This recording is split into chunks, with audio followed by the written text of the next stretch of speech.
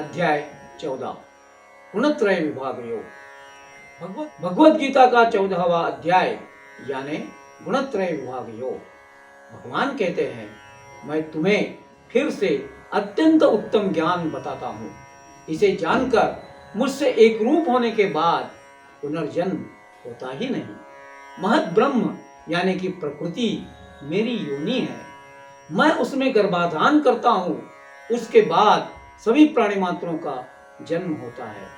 सत्व, रज, तम ये गुण प्रकृति से निर्माण होते हैं। वे देह में रहने वाले आत्मा को देह में ही बांध कर रखते हैं। उनमें से सत्व गुण निर्मल, प्रकाशमान और विशुद्ध होता है। वह सुख और ज्ञान संग से आत्मा को बद्ध करता है। रजोगुण रागात्मक होता है। वह तृष्णा व आसक्ति से निर्माण होता है। कर्म के बंधन से वह आत्मा को बद्ध करता है। तमोगुण अज्ञान से निर्माण होता है।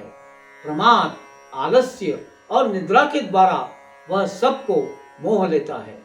इन त्रिगुणों के अलावा दूसरा कोई कर्ता है ही नहीं। ऐसा जो जानता है वो गुणों के परे क्या है ये भी जानता है। वह मुझे प्राप्त करता है।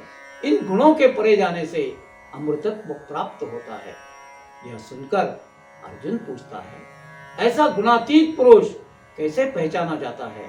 वह कैसा व्यवहार करता है? गुणातीत अवस्था तक कैसे पहुंचता है? कृपया मुझे बताइए।